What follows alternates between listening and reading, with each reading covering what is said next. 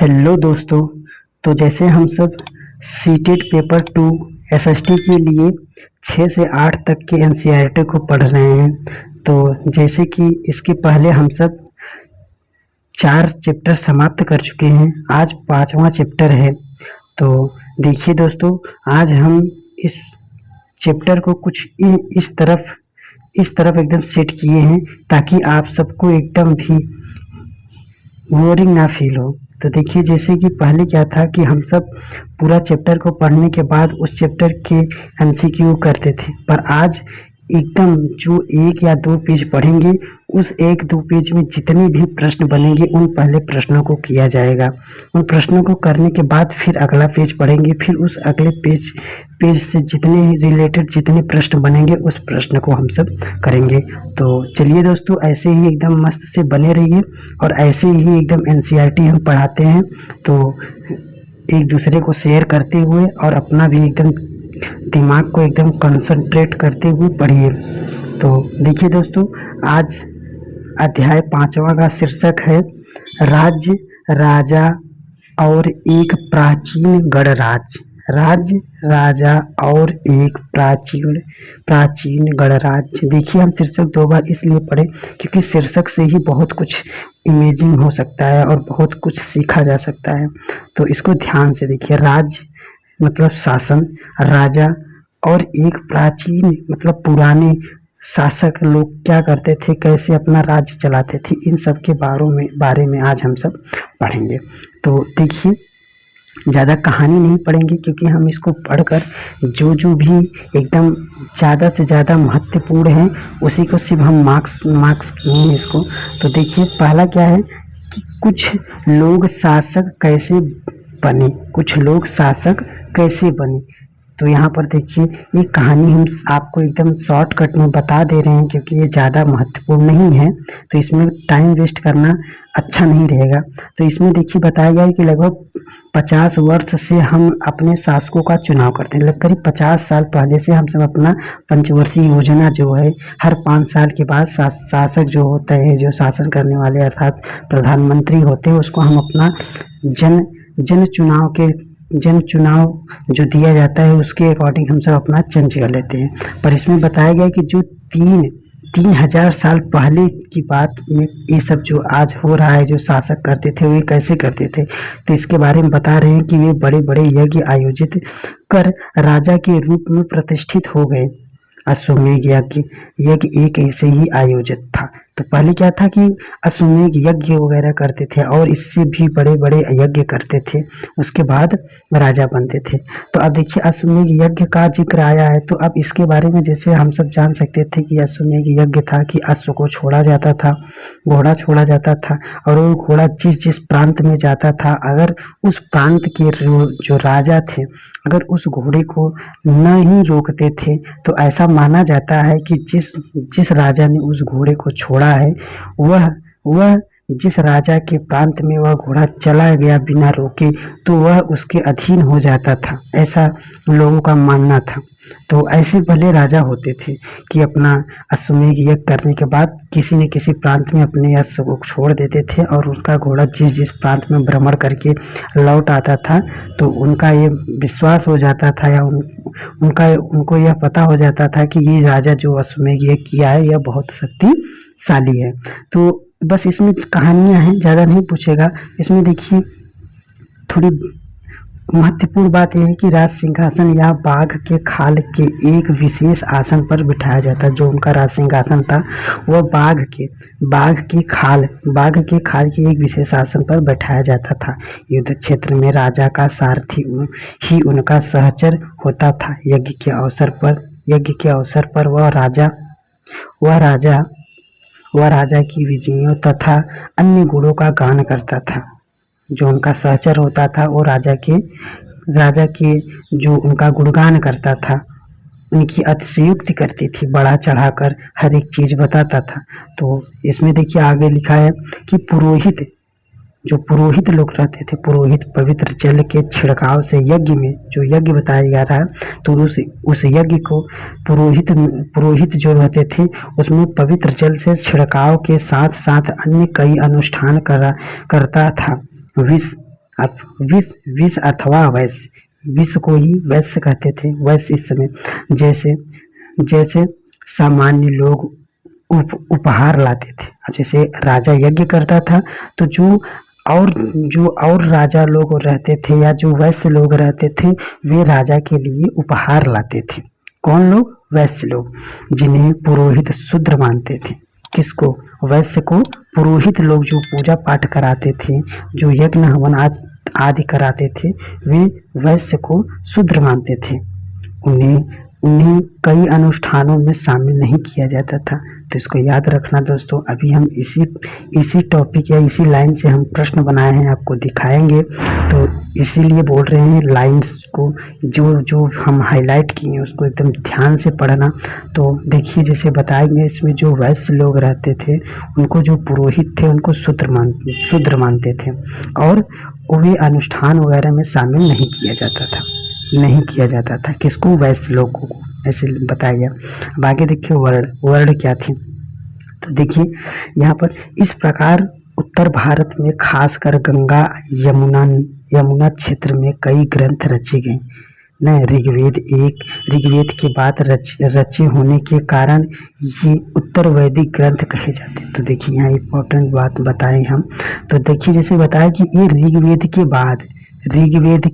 बाद जितने भी ग्रंथ लिखे गए वे उत्तर वैदिक काल में आते हैं या उत्तर वैदिक ग्रंथ कहे जाते हैं।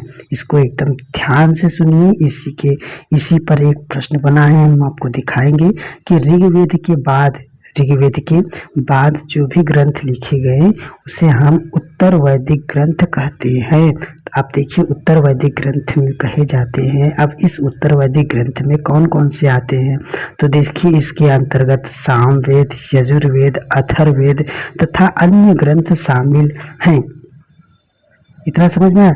अब आगे देखिए पुरोहितों द्वारा रचित इन ग्रंथों में विभिन्न प्रकार का अनुष्ठान और उनके संपादन की विधियां बताई गई है। इनमें सामाजिक नियमों के बारे में भी बताया गया है। देखिए आगे, ये देखिए ये ज़्यादा इम्पोर्टेंट नहीं है, यहाँ पर है। देखिए पुरोहितों ने लोगों को 4 वर्णों में विभाजित किया था। पूछा जाएगा, बना है प्रश्न, इसीलिए बता रहे हैं कि जो पुरोहित लोग थे वे लोगों को कितने वर्गों में विभाजित किए थे? तो 4 वर्गों में विभाजित किए थे। अब वे 4 वर्ग कौन कौन से थे? तो जिन्हें वर्ण कहते हैं, इन्हीं 4 भागों को विभाजित किए थे, उन्हीं को हम वर्ण कहते हैं। तो देखिए उनके अनुसार प्रत्येक वर्ण के अलग अलग कार्य निर्धारित थे। उनके अनुसार, किसके अनुसार? पुरोहितों के अनुसार ये जो 4 वर्ण बनाए थे इनके अलग अलग कार्य निर्धारित थे। अब देखिए पहला वर्ण का था, पहला वर्ण के ब्राह्मण थे। पहला वर्ण ब्राह्मण का था। उनका काम वेद अध्ययन, अध्यापन और यज्ञ करना था, जिनके लिए उन्हें उपहार मिलता था। दूसरा स्थान शासकों का था। पहला ब्राह्मणों का, दूसरा शासकों का था, जिन्हें क्षत्रिय कहा जाता है। दूसरे स्थान पर क्षत्रिय कहा जाता था। देखिए आगे उनका, अब क्षत्रियों का क्या काम था कि उनका काम युद्ध करना और लोगों की रक्षा करना था। तीसरे स्थान पर विश्व अर्थात जिसे हम वैश्य कहते हैं, तीसरे स्थान पर थे। इसमें कृषक, अब वैश्य में देखिए कौन कौन लोग आते थे? कृषक, पशुपालक, व्यापारी आदि थे। क्षत्रिय और वैश्य दोनों को ही यज्ञ में, याद रखना, देखिए प्रश्न बना है इसलिए बोल रहे हैं कि देखिए बताया गया कि जो वैश्य थे और क्षत्रिय थे, वैश्य और क्षत्रियों को यज्ञ करने का अधिकार प्राप्त था। देखिए क्षत्रिय वैश्य दोनों को ही यज्ञ करने का अधिकार प्राप्त था। इसको एकदम गांठ बांध लीजिए। यहाँ पर लाइन को एकदम ठीक से पढ़िए कि इसमें लिखा गया है कि जो उस समय के उत्तर वैदिक कालीन थे, क्षत्रिय और वैश्य दोनों लोगों को यज्ञ करने का अधिकार था। आगे देखिए वर्णों में अंतिम अर्थात या स्थान पर शूद्र थे, अंतिम स्थान पर शूद्र थे। इनका काम अन्य तीनों का मतलब ब्राह्मण, क्षत्रिय और वैश्य, इन तीनों वर्णों की सेवा करना, इन्हें कोई अनुष्ठान करने का अधिकार नहीं था, इन्हें कोई अनुष्ठान करने का अधिकार नहीं था। तो इसको भी याद रखना कि जो शूद्र लोग थे इन्हें भी अधिकार नहीं था यज्ञ करने का, और क्षत्रिय और वैश्य को यज्ञ करने का अधिकार था। तो इसको बात को याद रखना। आगे देखिए, औरतों को भी शूद्र के समान ही माना जाता था। तो इसमें भी देखिए जो औरत लोग थे उनको भी शूद्र के समान ही माना जाता था, इसको भी ध्यान रखना। आगे देखिए, शूद्रों को वेद के अध्ययन का अधिकार नहीं था, तो शूद्रों को वेद का अध्ययन का अधिकार भी नहीं था, तो इसको भी याद रखना। आगे देखिए, अब इसी के रिलेटेड अभी जितना प्रश्न रहेगा हम बस इसी पे एक पेज को पढ़ाने के बाद देखिए प्रश्न आ गया। आगे देखिए, अब जैसे अगर आप इन्हीं 2 पेजों को ठीक से पढ़ा होगा तो इन प्रश्नों का जवाब सही से तुरंत देंगे। तो देखिए आगे लिखा गया है कि निम्नलिखित में से कौन से उत्तर वैदिक ग्रंथ नहीं है। तो जैसे हमने बताया यहाँ पर देखिए, यहाँ पर जैसे हमने बताया कि देखिए कि जो ऋग्वेद के बाद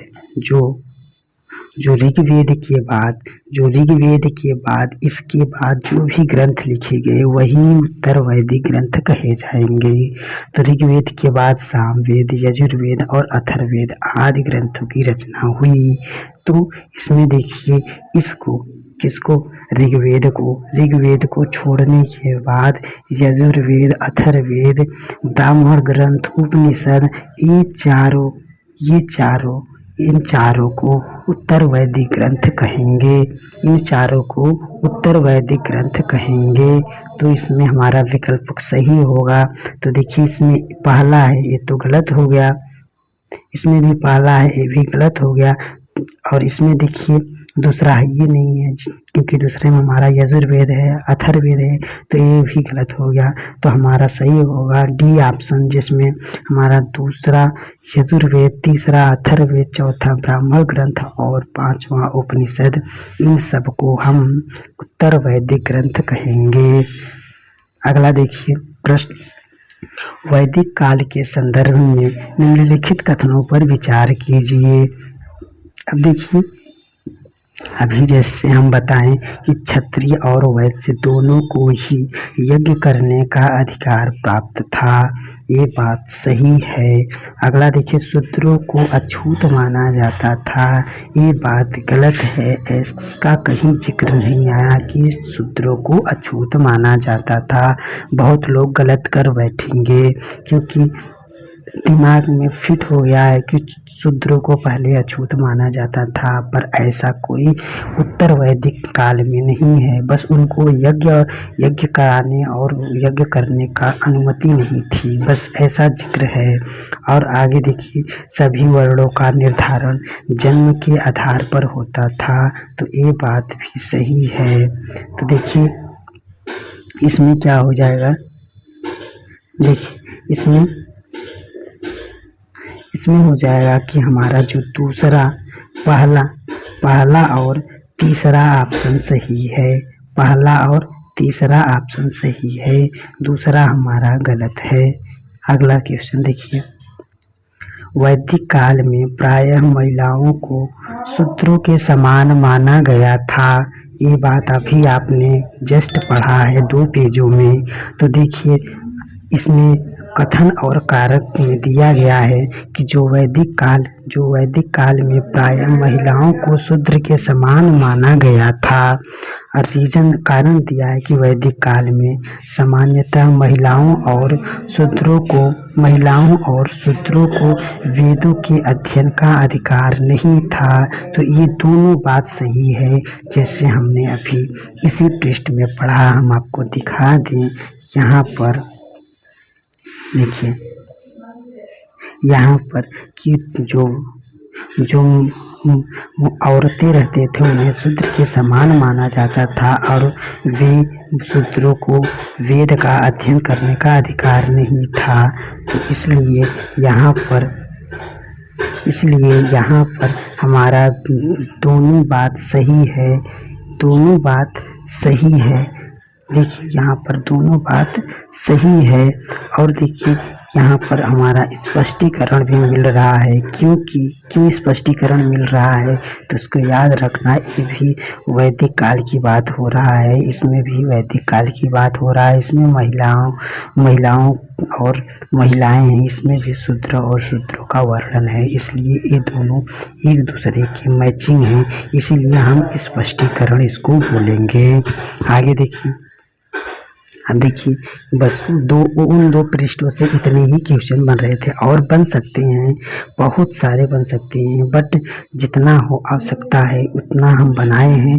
इसके अलावा आप एकदम संक्षेप में पढ़कर और प्रश्न बना सकते हैं। तो देखिए अब अगला भी वर्णों का निर्धारण जन्म के आधार पर होता था। इसके पहले हम इसका प्रश्न कर चुके हैं। तो आगे देखिए, और ये कहानियों, अब जन्म के आधार का मतलब ब्राह्मण, यदि वह ब्राह्मण माता पिता के संतान हैं तो वह ब्राह्मण कहे जाएंगे। और आगे देखिए इसमें है कि जो अछूत वर्ग के कुछ लोग, जो अछूत वर्ग के लोग थे उनमें से कुछ शिल्पकार, शिकारी, भोजन संग्राम आदि रहते थे। और यहाँ पर देखिए आगे लिखा है कि जो कई लोगों ने ब्राह्मण द्वारा बनाई गई इस वर्ण व्यवस्था को, याद रखना दोस्तों इस लाइन को, इसलिए हम हाईलाइट करके बता रहे हैं क्योंकि इसी लाइन से अभी प्रश्न बना है। तो बताया गया कि कई लोग थे उस समय, लोगों ने ब्राह्मण के द्वारा बनाई गई इस वर्ण व्यवस्था को स्वीकार नहीं किया था। बस इतना याद रखना कि जो उस समय वर्ण व्यवस्था बनाई गई थी वे पूर्णतया सभी लोगों ने स्वीकार नहीं किया था। आगे देखिए, यहाँ पर देखिए उपमहाद्वीप के पूर्व उत्तर क्षेत्र में जैसे कई इलाकों में सामाजिक आर्थिक असमानताएं बहुत कम थी। यहाँ पर देखिए जो उत्तर और पूरब और उत्तर के क्षेत्र में, तो इसको याद रखना दोस्तों, इसलिए हम हाईलाइट कर रहे हैं कि अभी प्रश्न बना है कि जो उपमहाद्वीप के पूरब और उत्तर के क्षेत्र में जो इलाके थे सामाजिक और आर्थिक रूप में बहुत असमानताएं थी। वहाँ पुरोहितों का प्रभाव बहुत सीमित था। इसको याद रखना कि जो वहाँ पर पुरोहितों का प्रभाव था वह बहुत सीमित था, न कि ज़्यादा था। यही गद्यांश उठाकर पूछा गया है प्रश्न में, इसीलिए बता रहे हैं दोस्तों। अगर ऐसे एनसीईआरटी को लाइन बाय लाइन नहीं पढ़ेंगे तो रटंत विद्या वहाँ पर निकल जाएगा। इसीलिए इसी पीडीएफ को हम भेज देते हैं टेलीग्राम पर, डिस्क्रिप्शन में लिंक रहता है, उससे ज्वाइन करके इसको एक बार रीड कर लिया करिए और जहाँ तक कोशिश करिए कि इस वीडियो में ही इसको याद कर लिया करें। आगे देखिए क्या था, वो लोगों के बस राजा रहते थे एक इलाके के, जिस इलाके में वह राजा रहता था बस उस इलाके के वह राजा रहता था। पर जब अश्वमेध यज्ञ कर लिया तो उसका असर जब था और अन्य प्रांतों में भी गया, तो वे अब उस जन के राजा न होकर जनपद के राजा माने जाने लगे। जिस जनपद या जिस जगह पर उनका जो अश्वमेध का घोड़ा था, जहाँ जाता था, जिस प्रांत में जाता था, अब उन सभी प्रांतों अर्थात उन सभी जनपदों के राजा कहलाने लगे हुए। अगला देखिए, जनपद का शाब्दिक अर्थ होता है जनपद का शाब्दिक अर्थ होता है जन, बसने की जगह। कुछ महत्वपूर्ण जनपद आगे देखिए, यहाँ पर देखिए अब महत्वपूर्ण जनपद के नाम लिखा। पुरातत्वविदों ने इन जनपदों की कई बस्तियों की खुदाई की है। जो जनपद थे उन बस्तियों की कई बस्तियों की खुदाई की है। तो आप देखिए इसको याद रखना, बता रहे हैं कि दिल्ली में पुराना किला, दिल्ली में पुराना किला, दिल्ली में पुराना किला। पहला क्वेश्चन अभी दिखाएंगे, इसको याद रखना। दिल्ली में पुराना किला। उत्तर प्रदेश, उत्तर प्रदेश में मेरठ के पास, उत्तर प्रदेश में मेरठ के पास हस्तिनापुर। उत्तर प्रदेश में हस्तिनापुर पूछा गया है प्रश्न में कि हस्तिनापुर कहाँ है, तो उत्तर प्रदेश के मेरठ के पास। आगे पूछा गया है एटा के पास अतरंजी खेड़ा, एटा के पास अतरंजी खेड़ा कहाँ, अतरंजी खेड़ा कहाँ है, तो एटा के पास। हस्तिनापुर कहाँ है, तो उत्तर प्रदेश के मेरठ में। और पुरानी किला कहाँ है, तो दिल्ली में है। तो इन सभी बातों को याद रखना, अभी हम प्रश्न में दिखाएंगे, ठीक से पढ़ लीजिए। अगला देखिए, देखिए यहाँ पर खुदाई से प्राप्त चला है। लोग झोपड़ियों में रहते थे और मवेशी तथा अन्य जानवरों को पालते थे। वे चावल, गेहूँ, धान, जौ, दालें, गन्ना, तिल और सरसों जैसी फसल उगाते थे। तो आगे देखिए दोस्तों, यहाँ से भी पूछा गया है। इसमें देखिए ये पात्र है, ये इस पात्र को क्या कहते हैं, तो इसमें देखिए लिखा गया, इस पात्र को धूसर पात्र बोलते हैं। अब इस पात्र के बारे में लिखा गया है कि देखिए, धूसर पात्र इस तरह के पात्रों में ज़्यादातर थालियाँ और कटोरियाँ ही मिली हैं। ये कहाँ पर, वहाँ वही जो जनपद रहते थे, उस जनपद, ये जो 3-4 जनपद दिखाया गया है, इस जनपद में खुदाई की गई थी, तो इन जनपदों में से मिला था ये। तो बताया गया ज़्यादातर थालियाँ और कटोरियाँ ही मिली हैं। ये पात्र बहुत ही पतली परत के सुंदर और चिकने हैं। शायद इसका प्रयोग खास मौके पर महत्वपूर्ण लोगों को भोजन परोसने के लिए किया जाता था। तो देखिए दोस्तों, एक जो कटोरी की तरह दिख रहा है, इसके बारे में बताया गया। ये जो पुराने जनपद थे, इसी के पुरातत्वविदों ने खुदाई करने पर पाया है। तो इसको हम धूसर पात्र बोलते हैं। सिर्फ इतना इम्पॉर्टेंट है, तो इसको याद रखना। आगे देखिए बताया गया कि जो लोग मिट्टी के बर्तन भी बनाते थे, इसमें कुछ धूसर और कुछ लाल रंग के होते हैं। इन पुरा स्थलों में कुछ विशेष प्रकार के बर्तन मिले हैं, जिन्हें चित्रित धूसल पात्र कहते हैं। क्या बोलते हैं, चित्रित धूसल पात्र बोलते हैं। किस रंग के, लाल रंग के रूप में जाना जाता है। जैसा कि इनके नाम से ही स्पष्ट है कि बर्तन पर चित्रकारी की गई है। यह आमतौर पर सरल रेखाओं और ज्यामितीय आकृतियों के रूप में है। आगे देखिए दोस्तों, देखिए हम सब एक पेज पढ़े। अब इस पेज से जितना भी प्रश्न बन रहा है, उसको हम रखे हैं। अब देखिए, अगर इसी एक पेज को आपने ठीक से पढ़ा होगा, तो इस प्रश्न को एकदम अवश्य कर लेंगे। देखिए, पुरातत्वविदों ने जनपद नामक इलाके की कई बस्तियों की खुदाई की है। अभी हम जैसे बताएं, और खुदाई करने के बाद धूसर पात्र निकला। ये जनपदी बस्तियां निम्नलिखित में से किन स्थानों पर स्थित है। तो देखिए, जैसे कि हमने बताया कि ये जो पुराना किला है, पुराना किला ये दिल्ली में स्थित था, और पुराना किला दिल्ली में स्थित था। और हस्तिनापुर ये उत्तर प्रदेश के मेरठ में स्थित था, और अतरंजी खेड़ा एटा के पास स्थित था। तो देखिए, ये दोनों एकदम सही है। ये जो तीनों विकल्प है, ये तीनों विकल्प आपस में एकदम सही लिखा गया है, दिया गया है। तो इसका विकल्प हो जाएगा एक, दो और तीन, तीनों एकदम सही है। अगला प्रश्न देखिए, वैदिक काल के संदर्भ में निम्नलिखित कथनों पर विचार कीजिए। ब्राह्मणों द्वारा बनाई गई वर्ण व्यवस्था सभी के द्वारा पूर्णतः स्वीकार नहीं की गई, तो ये बात गलत है। देखिए, वहाँ वो लिखा गया कि स्वीकार किया गया। एक मिनट, देखिए दूसरा विकल्प, फिर हम उसको प्रश्न को दिखा रहे हैं। उपमहाद्वीप के पूर्वोत्तर क्षेत्र में पुरोहितों का प्रभाव बहुत सीमित था। तो इन दोनों प्रश्नों को या हम दिखा रहे हैं इसमें। देखिए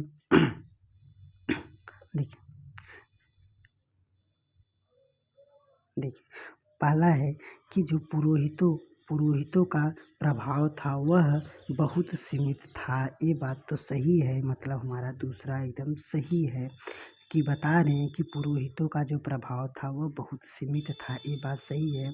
यहाँ पर बताया गया कि कई लोगों ने ब्राह्मणों द्वारा बनाई गई इन या इस वर्ण व्यवस्था को स्वीकार नहीं किया था, इस वर्ण व्यवस्था को स्वीकार नहीं किया था।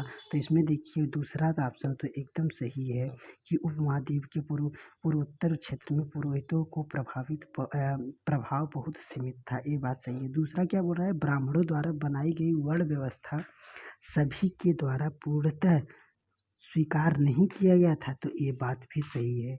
इसमें देखिए कुछ हेर फेर करके बनाया गया, तो इसमें देखिए बताया गया कि उसमें पूर्णतः सब लोगों ने स्वीकार नहीं किया था। ये बात सही है क्योंकि कुछ लोगों ने उसको नहीं स्वीकार किया था। तो इसमें देखिए हमारा ए और दो दोनों सही है, ए और दो दोनों सही है। अब अगला देखिए, यहाँ से वो जनपद था, अब आ गया महाजनपद। महाजनपद, अब देखिए करीब 2500 साल पहले कुछ जनपद अधिक महत्वपूर्ण हो गए। इन्हें महाजनपद कहा गया। अब महाजनपद क्यों कहा गया कि क्योंकि ये कुछ अधिक महत्वपूर्ण हो गए। वहाँ पर जो क्या बोलते हैं उसको, रहन सहन, वहाँ का वातावरण, वहाँ की सुविधा, अन्य वस्तुएं, वहाँ की जगह जमीन, तालाब वगैरह, इनको कुछ ज़्यादा ही जो सिंचाई वगैरह का जो सुविधा थी ये ज़्यादा अति महत्वपूर्ण हो गए, इसीलिए वह जनपद न रह के अब महाजनपद बन गए। तो देखिए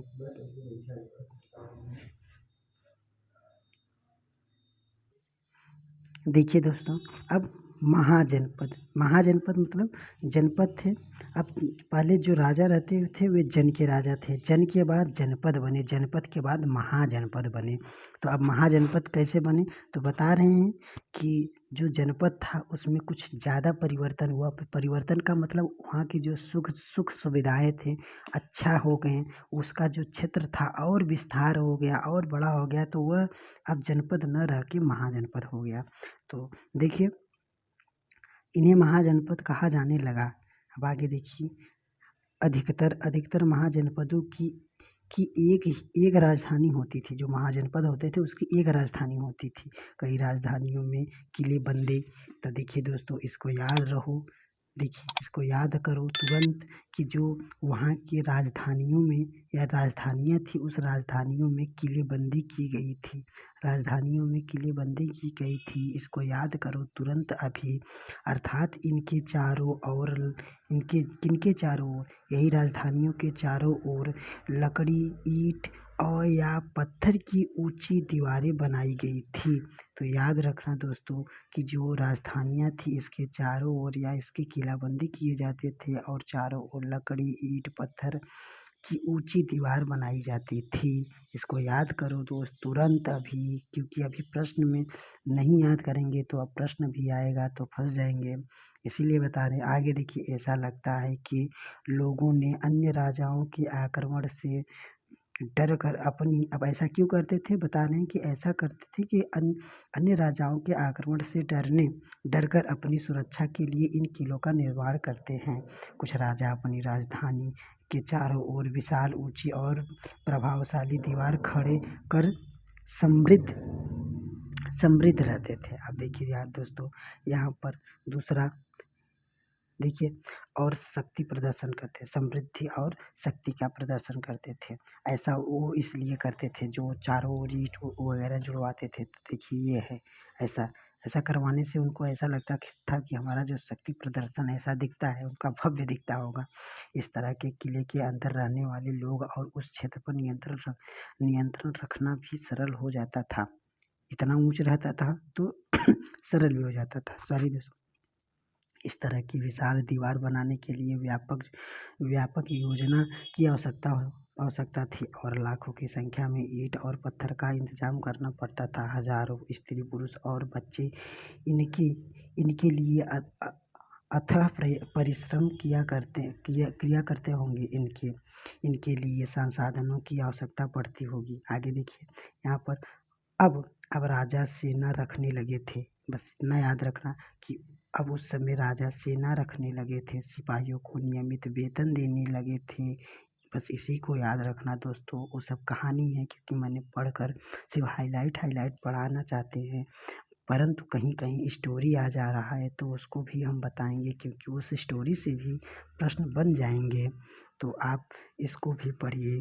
तो देखिए, और जब अब वह राजाएं क्या थे, अब वो राजाओं लोग अपना अस्थाई सेना या सेना भी रखने लगे थे और सिपाहियों जो सिपाही रहते थे उन्हें नियमित वेतन भी देना शुरू कर दिए थे। पूरे साल रखा जाता था। कुछ भुगतान संभवतः आहत सिक्कों, इसको भी याद रखना कि वेतन भी देते थे और कुछ आहत सिक्के पर भी या के रूप में भी होता था। कुछ आहत सिक्के भी दिया जाता था। इन आहत सिक्कों के बारे में अब आप आगे पढ़ेंगे इसके बारे में विस्तार से। तो अब यहाँ पर देखिए दोस्तों, इन बहुत लोग क्या होता है कि इन पॉइंटों को छोड़ देते हैं। अब देखिए, इन पॉइंट से ही एक क्वेश्चन बना है। तो देखिए, बताया गया कि जो कौशाम्बी किले की दीवार थी, ये जो दिख रहा है, ये कौशाम्बी किले की दीवार ही, यह चित्र आधुनिक इस समय कहाँ पर है, ये वाला जो चित्र कहाँ पर है, तो आधुनिक उत्तर प्रदेश के इलाहाबाद के पास मिली है। ईंट की दीवार का अवशेष है। इसके एक भाग का निर्माण करीब 2500 साल पहले हुआ है। तो इसको याद रखना दोस्तों, क्योंकि अभी प्रश्न है। तो देखिए, प्रश्न आ गया हम सबका कि प्राचीन महत्वपूर्ण नगर जो कौशाम्बी थी, निम्नलिखित में से किस स्थान पर स्थित थी। देखिए दोस्तों, अभी जस्ट हमने बताया कि जो कौशाम्बी थी ये आधुनिक उत्तर प्रदेश के इलाहाबाद में स्थित थी। तो यहाँ पर देखिए, मेरठ उत्तर प्रदेश, गाजीपुर उत्तर प्रदेश, इलाहाबाद उत्तर प्रदेश, वाराणसी उत्तर प्रदेश। तो जैसे हम सब पढ़े कि इलाहाबाद उत्तर प्रदेश में यह कौशाम्बी जो थी ये स्थित थी। आगे अगला प्रश्न देखिए दोस्तों, महाजनपदों के संदर्भ में निम्नलिखित कथनों पर विचार कीजिए। महाजनपदों की कई राजधानियों में किलेबंदी की जाती थी। जैसे दोस्तों अभी हमने जस्ट पढ़ाया इसको, तो ये बात सही है। राजा सेना रखने लगे थे, ये बात भी सही है। जिसे वेतन दिया जाता था, वेतन का संपूर्ण भुगतान आहत सिक्कों के रूप में किया जाता था। तो ये बात गलत है दोस्तों, इसलिए ये पूरा गलत हो गया, क्योंकि वहाँ पर बताया गया कि जो आहत सिक्के थे वे कुछ ही थे, अब संपूर्ण नहीं थे दोस्तों। बस इसीलिए एक पॉइंट को याद रखना दोस्तों, क्योंकि यहाँ पर बताया गया, यहाँ पर देखिए, यहाँ पर सॉरी दोस्तों, थोड़ा देखिए, यहाँ पर बताया गया कि देखिए, भुगतान का संभवतः कुछ, यहाँ पर देखिए लिखा है दोस्तों कि कुछ भुगतान का संभवतः आहत सिक्कों के रूप में होता था, न कि संपूर्ण। तो यहाँ पर देखिए दोस्तों, यहाँ पर लिखा गया कि वेतन का संपूर्ण भुगतान आहत सिक्कों के रूप में होता था। तो नहीं, इसीलिए ये गलत हो गया।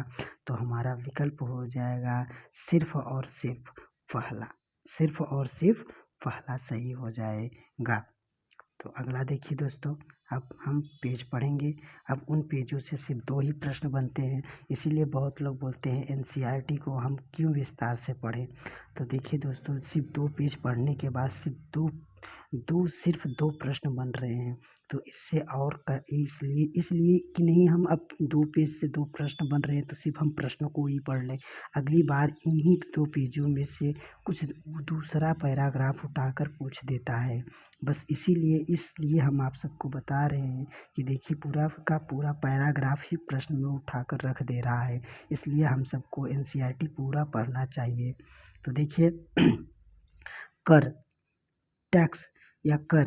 महाजनपदों के राजा विशाल किले बनाते थे और बड़ी सेना रखते थे। जो महाजनपद के राजा थे वे अब किला बनवाते थे और वे बड़ी सेना रखने लगे थे। उन्हें प्रचुर संसाधन की आवश्यकता होती थी। अब देखिए जब महाजनपद हो गया तो उनको जो बताएं कि हम जो संसाधन थे उनको अब कुछ ज़्यादा ही आवश्यकता होगी, तो बस इसको याद रखना। आगे देखिए अब बोल रहे हैं कि वे नियमित अब कर भी वसूलने लगे थे, क्योंकि अब उनका राज्य जब बड़ा हो गया, अब राज्य के लिए सुरक्षा उरक्षा के लिए भी वे कर भी वसूलने लगे थे, तो इसको याद रखना। अगला देखिए, फसल पर लगाए गए कर सबसे महत्वपूर्ण थे। तो देखिए दोस्तों इसको भी याद रखना कि जो सबसे महत्वपूर्ण, जो महाजनपद में सबसे महत्वपूर्ण कर था वो कौन था, तो फसल पर लगाया गया कर। जो फसल पर लगाया गया कर था वह सबसे महत्वपूर्ण था। दोस्तों बार बार इसलिए बोल रहे हैं क्योंकि इसी वीडियो में याद हो जाए। देखिए अगला है, क्योंकि अधिकांश लोग कृषक थे। क्योंकि अधिकांश लोग कृषक थे, पूछ सकता है। अब देखिए यही दोनों वाक्यों को अगर रीजन या कथन और कारक में दे देगा कि महाजनपद में फसलों पर लगाया गया कर सबसे महत्वपूर्ण था, कारण में दे देगा कि अधिकांश लोग, क्योंकि अधिकांश लोग कृषक थे। तो अब देखिए दोस्तों अगर आप इतना तो पढ़ लेंगे, बस इतना वन लाइनर में पा जाएंगे कि फसलों पर लगाया गया कर सबसे महत्वपूर्ण था। चलिए आप एकदम बस रट लिए वन लाइनर, चलिए ठीक है। अब आगे नहीं पूछिए, अब वो पूछ देगा कारण में कि ऐसा क्यों था, तो आप ये वाला लाइन पढ़े ही नहीं रहेंगे। क्योंकि अधिकांश लोग कृषक थे वाला लाइन पढ़े ही नहीं रहेंगे, तो बस वही रहेगा कि तुक्का मार कर आएंगे। तो इसलिए दोस्तों इस चैनल पर एकदम जुड़िए, और इसी तरह से थोड़ा टाइम तो लगेगा बट एकदम लाइन बाय लाइन, प्रश्न बाय प्रश्न, एकदम जितना भी प्रश्न बनेगा उसको हम इसी हर एक पेज के लास्ट में बनाए हैं। तो देखिए अगला है प्रायः उपज। अब जो कृषक का जो उपज था उसका उपज का 1/6वां हिस्सा। देखिए अगर आप ध्यान से नहीं पढ़ेंगे तो प्रश्न में जैसे आगे दिया गया है इस अंक को परिवर्तित या बदल भी सकता है। तो इसको याद रखना कि जो उपज का जो था 1/6वां हिस्सा कर के रूप में निर्धारित किया गया था। कितना? 1/6वां हिस्सा कर के रूप में निर्धारित किया गया था, इसको याद रखना। आगे देखिए इसमें बताया गया कि अब किस किस पर कर था और किस किस पर कर नहीं था। तो देखिए कारीगरों के ऊपर भी कर लगाए गए थे, बता रहे हैं कि जो कारीगर थे उन पर भी कर लगाए गए थे। श्रमिक लोग जो थे श्रम के रूप में चुकाते थे। अब ये जो कारीगर थे अब एक कैसे कर चुकाते थे, तो श्रम करते थे। श्रम का मतलब अब ये कारीगर थे तो एक या दो दिन, महीने के 1 या 2 दिन जाकर राजा के घर कोई भी कुछ भी काम रहता था तो वो काम कर देते थे, तो उनका यही कर हो जाता था। जैसे कि एक बुनकर लोहार सुनार को राजा के लिए महीने के एक दिन बाद करना पड़ता था, अर्थात महीने के महीने के एक दिन में उसके यहाँ काम करना पड़ता था। आगे देखिए, पशुपालकों जो पशु को पालते थे, जानवरों या उनके उत्पादन के रूप में कर देना पड़ता था। तो इसको समझिए दोस्तों कि जो पशुपालक लोग रहते थे तो उस पशु से जो उत्पन्न होता था, अर्थात जो भी होता था, दूध घी इत्यादि जो भी होता था, तो वो वही सामान को ही राजा को कर के रूप में देते थे। आगे देखिए, व्यापारियों को सामान खरीदने बेचने पर भी कर था। तो जो व्यापारी थे वे सामान को जब खरीदते और बेचते थे तो उन पर भी कर लगाया गया था। आखेटक लोग थे जो शिकार वगैरह करते थे, आखेटक और संग्राहकों को जंगल से प्राप्त वस्तु देनी पड़ती थी। देखिए दोस्तों उस समय कि जो आखेटक लोग थे, शिकार लोग थे या शिकारी लोग थे, वो भी जो वहाँ जंगल से जो भी शिकार करते थे या कोई भी वस्तु प्राप्त होता था तो वो वस्तु को ही राजा को देते थे अपने कर के रूप में। आगे देखिए, कृषि में परिवर्तन। अब देखिए कृषि में परिवर्तन क्या हुआ। अब जैसे हम सब पढ़े हैं कि जो हड़प्पा में था तो वो देखे थे कि लकड़ी का हल प्राप्त था, तो उससे हम उसको ऐसे माने कि जो हड़प्पा के लोग रहते थे वे लकड़ी का हल यूज करते थे। पर इस वैदिक या उत्तर वैदिक कालीन में अब हम देखिए यहाँ पर लिखा गया कि अब उत्तर वैदिक कालीन में इस युग में कृषि के क्षेत्र में 2 बड़े परिवर्तन हुए। पहला, हल जो हल था उस समय क्या था, लकड़ी का। अब इस समय हल के फाल, जो हल के फाल लगते थे, अब हल के फाल को लोहे से बनने लगे। अब कठोर जमीन को लकड़ी के फाल की तुलना में लोहे के फाल आसानी से जोता जा सकता था। इससे फसलों की उपज बढ़ गई।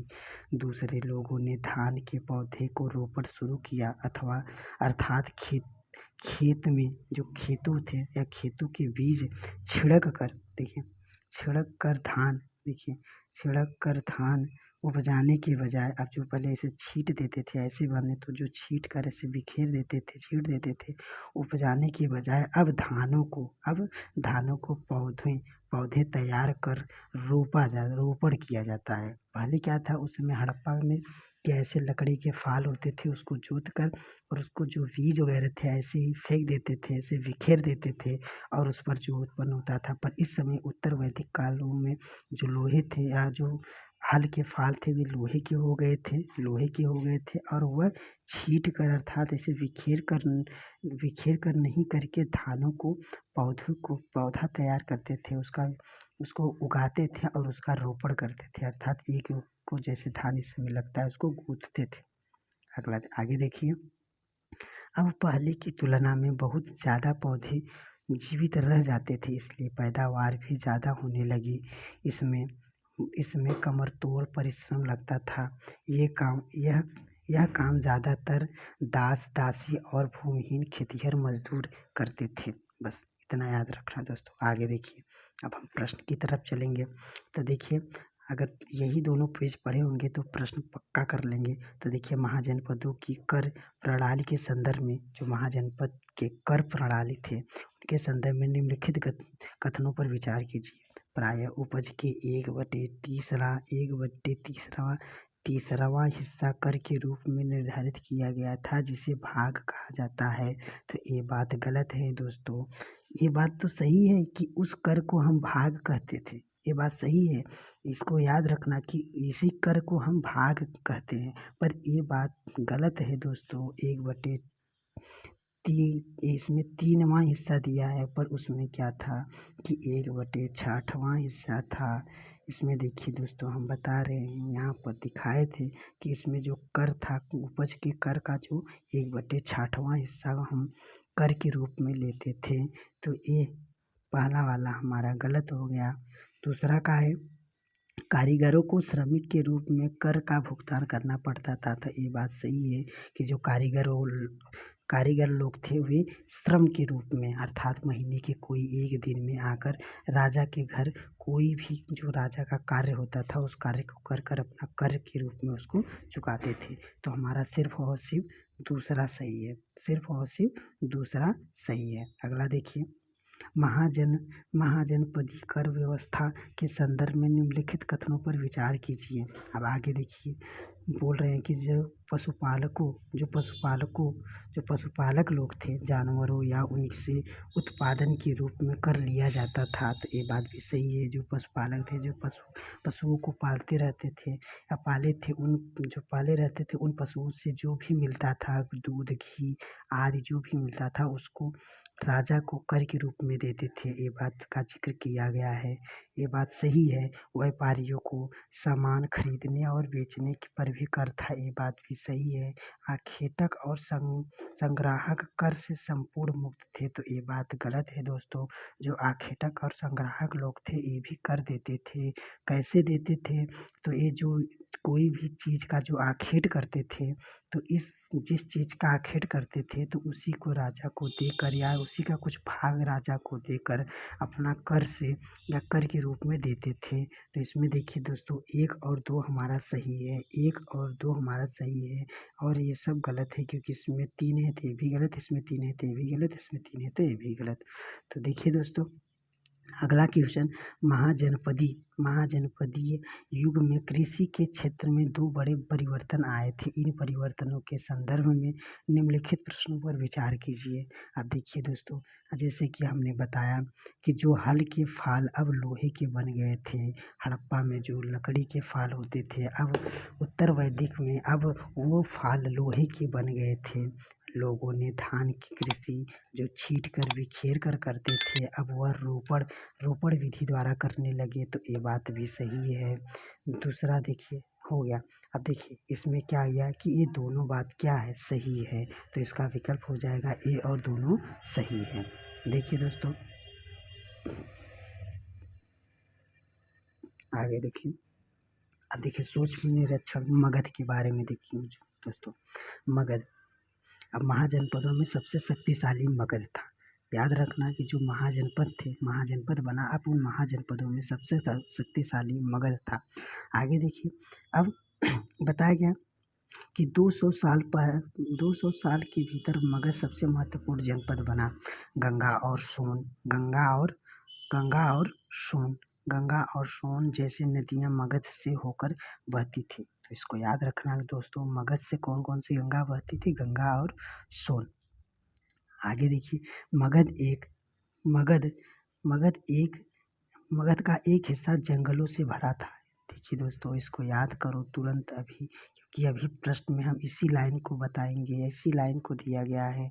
तो इसमें बताया गया जो मगध का एक हिस्सा था वह जंगलों से भरा हुआ था, और जंगलों में रहने वाले हाथियों को पकड़कर और उन्हें प्रशिक्षित कर सेना के काम में लगाया जाता था। यहाँ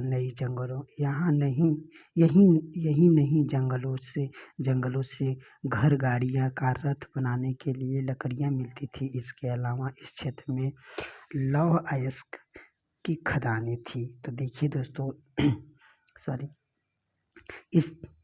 इस पेज में सिर्फ दो बात एकदम महत्वपूर्ण है। पहला है कि मगध का जो एक हिस्सा था यह जंगलों से भरा था, तो ये बात याद रखना।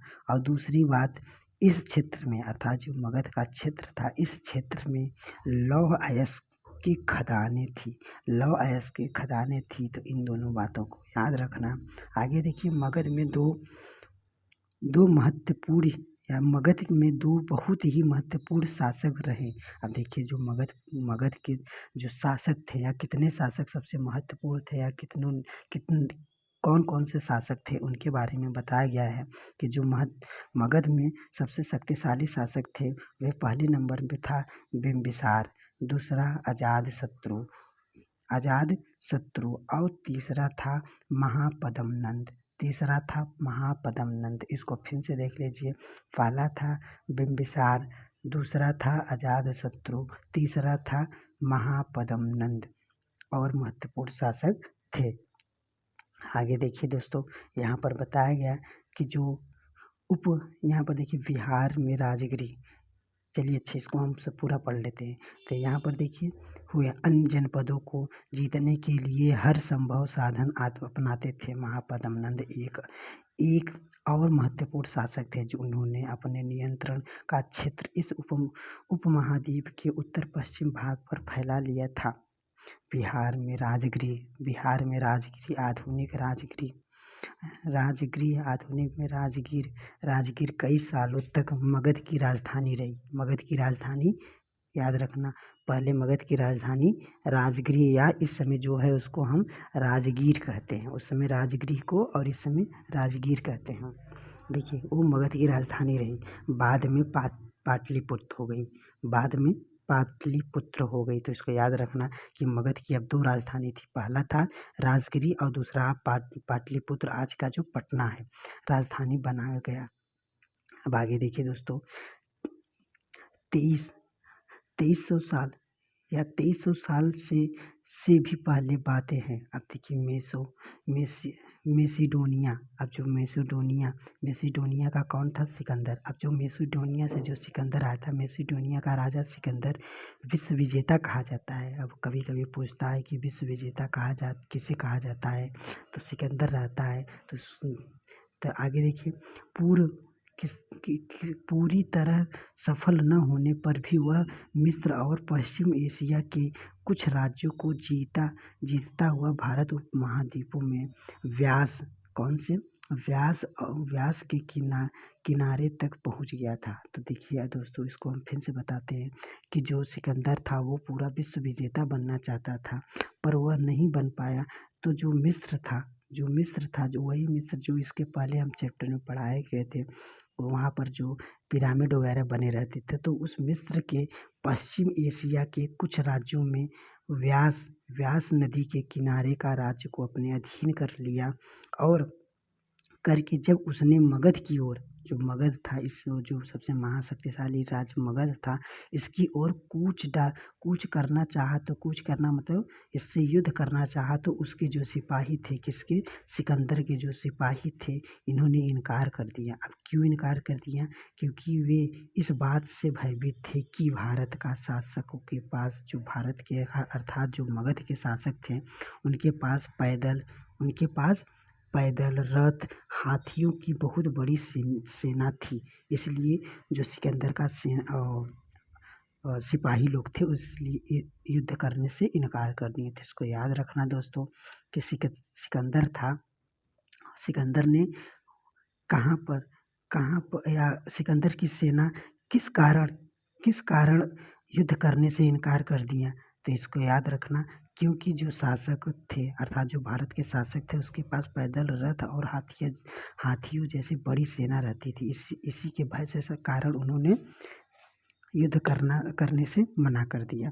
तो देखिए दोस्तों, प्रश्न आ गया कि मगध के संदर्भ में निम्नलिखित कथनों पर विचार कीजिए। तो देखिए, गंगा और सोन नदी मगध से होकर गुजरती है। गंगा और सोन नदी मगध से होकर गुजरती है। तो जैसे हमने अभी जस्ट यहाँ पर बताया कि जो गंगा है, गंगा और सोन है, वे मगध से होकर बहती है। तो देखिए दोस्तों, ऐसे ही बस ऐसे लाइन से ही ऐसे क्वेश्चन बना देगा। तो यहाँ पर लिखा गया गंगा और सोन नदी मगध से बहती है। तो इसमें देखिए ये बात सही है कि जो गंगा और सोन नदी है वह मगध से होकर गुजरती है। मगध का एक हिस्सा जंगल से भरा था, ये बात भी सही है। अब देखिए दोस्तों, इन सब बातों को बहुत लोग इग्नोर करते हुए सिर्फ वन लाइनर के चक्कर में पढ़ेंगे। तो देखिए यहाँ पर लिखा गया कि जो मगध का एक हिस्सा था वह जंगलों से भरा था। ये जैसे हमने अभी बताया कि इसको याद करिए तुरंत। आगे देखिए लिखा गया है, एक ही प्रश्न में देखिए दोस्तों कितना पूछ रहा है, लाइन ही पूरा उठाकर रख दे रहा है। इस क्षेत्र में लौह अयस्क की खदानें थी। देखिए दोस्तों, अभी जस्ट हमने बताया कि इसको दो बात को याद रखना कि यहाँ पर कहाँ पर मगध के जो क्षेत्र थे, यहाँ पर लौह अयस्क के खदानें भी थे। तो इन तीनों बात या तीनों लाइनों को ही देखिए प्रश्न बना दिया। तो देखिए ये तीनों लाइन एकदम सही है कि इन तीनों लाइन सही है। तो हमारा विकल्प हो जाएगा 1, 2, 3 तीनों सही है। अगला देखिए, निम्नलिखित में से कौन सा मगध का शासक नहीं रहा? देखिए दोस्तों, हम बताएं कि पहला था वो बिंबिसार था, दूसरा जो था वो अजातशत्रु था, तीसरा क्या था, महापद्म नंद था। इन तीनों को इस चैप्टर में जिक्र हुआ। अभी हम जस्ट आपको बताएं, जो प्रसेनजीत था इसका इसमें कोई जिक्र नहीं आया, इसलिए ये वाला प्रश्न गलत हो जाएगा और गलत का गलत ही आंसर रहता है। अगला देखिए, सिकंदर द्वारा अपने विश्व विजेता अभियान के दौरान भारतीय उपमहाद्वीप में मगध की ओर कूच करने या युद्ध करने के संदर्भ में निम्नलिखित कथनों पर विचार करिए। सिकंदर की सेना आगे बढ़ने से इनकार कर दी। ये बात सही है कि उसकी सेना जो थी इनकार कर दी थी। अब क्यों कर दी थी, अब इसमें बताया गया दोस्तों। जैसे हमने भी बोला कि सिकंदर की सेना भारत के शासक रहते थे मगध के, वे पैदल, रथ, हाथियों की बड़ी बड़ी सेनाएं रखती थी, जिससे वे भयभीत होकर मना कर दिए। तो ये दोनों बात सही है। अगला देखिए दोस्तों, देखिए वज्जी। देखिए, जैसे कि तुमने ऊपर पढ़ा, मगध एक शक्तिशाली राज्य था। अब मगध जो था वो सबसे शक्तिशाली राज्य था। अब उसके बाद वज्जी आता है। तो इसको याद रखना, पहला मगध, दूसरा वज्जी। अब देखिए इसमें लिखा गया कि जिसकी राजधानी वैशाली, इस समय बिहार। अब याद रखना, मगध की राजधानी क्या थी, राजगृह थी, पाटलिपुत्र इस समय पटना। और पूछेगा वज्जी की राजधानी तो वैशाली। तो इसको याद रखना दोस्तों, इसलिए हम बता रहे हैं क्योंकि इन्हीं सब से प्रश्न बनता है। तो देखिए उस समय या उस पेज में जैसे हम बताया है कि जो मगध था सबसे शक्तिशाली राजा, उसके 2 राजधानियाँ थी। कौन कौन से? तो राजगिरी और पाटलिपुत्र। पाटलिपुत्र को इस समय पटना कहते हैं और राजगिरी को राजगीर कहते हैं। और अब इसके बाद आया वज्जी। वज्जी की राजधानी क्या थी? वैशाली। वैशाली को इस समय बिहार कहते हैं। यह अलग किस्म की शासक व्यवस्था थी। यहाँ की जो शासक व्यवस्था थी वह अलग थी, जिसे गढ़ या संघ, इस शासन व्यवस्था की जो वज्जी की शासन व्यवस्था थी इसको हम गढ़ या संघ कहते हैं। गढ़ या संघ कहते हैं। गढ़ या संघ कहते हैं। आगे देखिए, गढ़ या संघ के कई शासक होते थे। कभी कभी लोग एक साथ शासन करते थे, जिसमें प्रत्येक व्यक्ति राजा कहलाता था। आगे देखिए, ये सभी राजा विभिन्न अनुष्ठानों को एक साथ संपन्न करते थे। सभाओं में बैठकर ये बातचीत, बहस और वाद विवाद के जरिए तय करते थे क्या करना और किस तरह करना है। शत्रुओं के आक्रमण के निपटने के लिए वे मिलकर चर्चाएं करते थे। स्त्रियां, दास तथा कम्बकार और इन सभाओं में हिस्सा नहीं लेते थे। तो देखिए दोस्तों, यहाँ पर पूछ सकता है कि जो वज्जी की शासन व्यवस्था थी उसको क्या कहा जाता था? गढ़ और संघ। उस या वज्जी के शासन व्यवस्था में कौन कौन लोग भाग नहीं लेते थे? तो इसमें देखिए, स्त्रियां, दास और कम्बकार अर्थात जो लोग और रहते थे वो सब, ये सब भाग नहीं लेते थे। अब देखिए आगे लिखा गया कि बुद्ध और महावीर दोनों ही गढ़ या संघ से संबंधित थे। अब याद रखना कि ये जो बुद्ध और महावीर, बुद्ध या बौद्ध धर्म के प्रवर्तक और ये महावीर जैन धर्म के प्रवर्तक, ये दोनों ही गढ़ या संघ से संबंधित थे। देखिए, बौद्ध साहित्य में संघ के जीवन का बहुत ही सजीव वर्णन है। बोल रहे हैं जो बौद्ध साहित्य है इसमें इनका सजीव एकदम अच्छे से वर्णन किया गया है। तो देखिए दोस्तों, यहाँ पर आगे देखिए, यहाँ पर लिखा गया वज्जी संघ का यह वर्णन दीर्घ निकाय। तो देखिए दोस्तों, बस इसीलिए बोल रहे हैं। यहाँ पर देखिए दीर्घ निकाय, अभी हम प्रश्न में दिखाएंगे इसको। तो देखिए वज्जी संघ का वर्णन दीर्घ निकाय में या दीर्घ निकाय से लिया गया है। अब बता देगा, कोई लोग पूछेगा जैसे कि जो वज्जी संघ है इसका कहाँ से लिया गया है या किस जगह से इसका वर्णन मिलता है। तो इसमें जो दीर्घ निकाय थे। अब दीर्घ निकाय क्या है आगे बताएगा कि जो दीर्घ निकाय एक प्रसिद्ध बौद्ध ग्रंथ है। ये दीर्घ निकाय है। ये दीर्घ निकाय क्या है? तो एक प्रसिद्ध बौद्ध ग्रंथ है। इसको भी याद रखना दोस्तों, अभी जस्ट प्रश्न बनाए हैं या बनाया गया है इससे। तो ये दीर्घ निकाय कहाँ है? बौद्ध ग्रंथ है। अब इसी बौद्ध ग्रंथ में या दीर्घ निकाय में ही वज्जी संघ का वर्णन मिलता है। आगे देखिए, जिसमें बुद्ध के कई व्याख्यान दिए गए हैं। इसमें इन्हें करीब 2300 साल पहले लिखा गया है। आगे देखिए दोस्तों, अजातशत्रु और वज्जी संघ। अजातशत्रु वज्जी संघ पर आक्रमण करना चाहते थे। उन्होंने अपने मंत्री, याद रखना दोस्तों, इस मंत्री का नाम पूछा है। उन्होंने अपने मंत्री कौन अपने मंत्री अजातशत्रु ने अपने मंत्री को बुद्ध के पास सलाह लेने के लिए भेजा था। अब मंत्री का नाम क्या है? वस्यकार। मंत्री का नाम वस्यकार। याद रखना दोस्तों। अब आगे देखिए, इसमें ज़्यादा कुछ महत्वपूर्ण नहीं है। अब आगे हम चलते हैं। इसमें देखिए, यहाँ पर भी देखिए दोस्तों, ज़्यादा कुछ नहीं है। यहाँ पर देखिए, इसके बावजूद उनका राज्य अब लगभग 1500 साल पहले तक चलता रहा। उनके बाद गुप्त शासकों ने, यहाँ पर देखिए दोस्तों, उसके बाद मतलब जो वज्जी थे, वज्जी पहले मगध थे, मगध के बाद वज्जी आए। अब उसके बाद मतलब वज्जी शासन के बाद गुप्त शासकों ने गढ़ और संघ पर विजय प्राप्त कर ली। तो इसको याद रखना दोस्तों। देखिए, पहले थे मगध का राजा था अजातशत्रु था। मगध का राजा वो अजातशत्रु वगैरह थे। और बिंबिसार वगैरह। अब उसके बाद वज्जी आया, वज्जी में भी अब वज्जी के बाद क्या आया, अब ये देखिए गुप्त शासक ने, वज्जी के बाद कौन शासक आ गए, गुप्त शासक लोग आ गए। तो इसको याद रखना, वज्जी के बाद गुप्त शासकों ने गढ़ और संघ पर विजय प्राप्त कर लिया। बस इसको याद रखना, अभी जस्ट पूछा गया है प्रश्न, तो अपने राज्य में शामिल कर लिया, और इसके बारे में तुम आगे जैसे आगे पाठ में पढ़ाया जाएगा, तो इसको याद रखना। देखिए प्रजातंत्र या गणतंत्र थे, लोगों के द्वारा चुने गए थे। अब आगे देखिए दोस्तों, प्रश्न है, देखिए गढ़ और संघ के संदर्भ में निम्नलिखित कथनों पर विचार कीजिए। एक ही शासक के अधीन एक विशाल राज्य क्षेत्र गढ़ या संघ कहलाता था। तो एक ये बात देखिए सही है दोस्तों।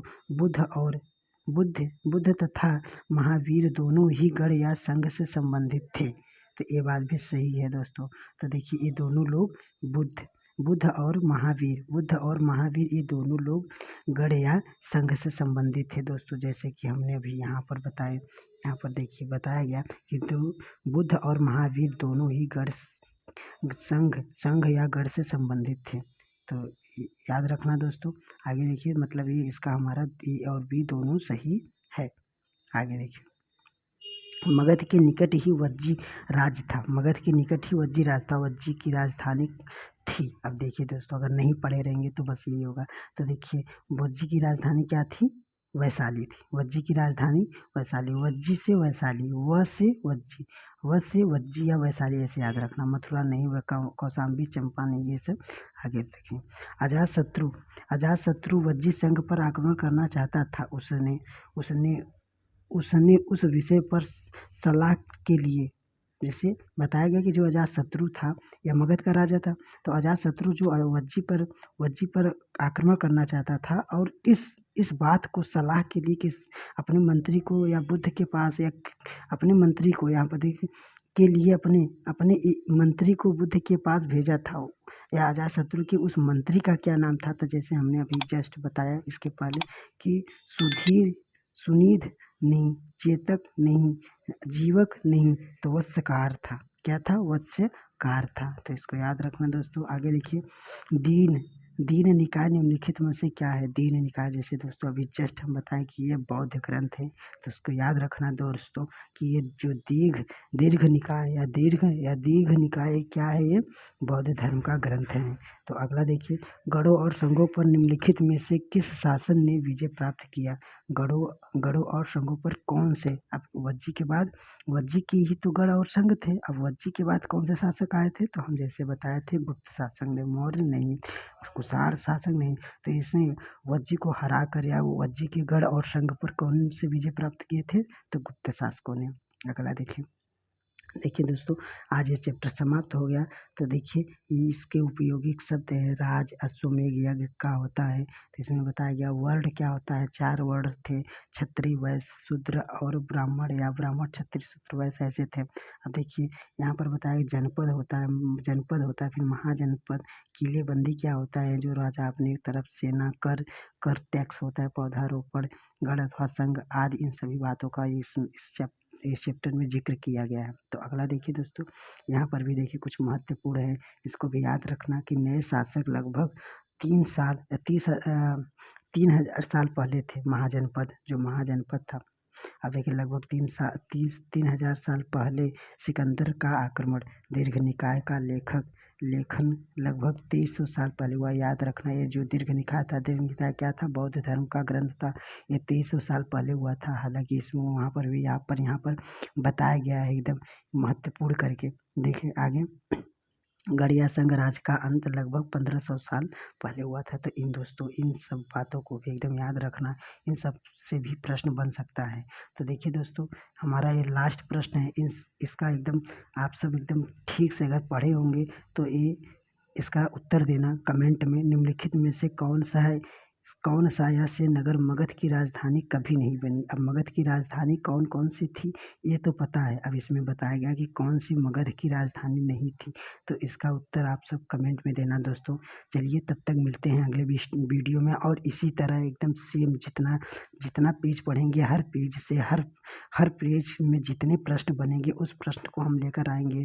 तो दोस्तों ऐसे ही एकदम जुड़े रहिए और चैनल को सब्सक्राइब करके बेल आइकन ऑन कर दीजिए, जैसे जब भी वीडियो पोस्ट करें आप सबको पास पहुंच जाए, और ये वीडियो अन्य लोगों के पास भी भेजें, जिससे उनका भी एकदम भला हो और उनको भी कोई नोट्स लेने की ज़रूरत न पड़े। तो चलिए दोस्तों मिलते हैं तब तक।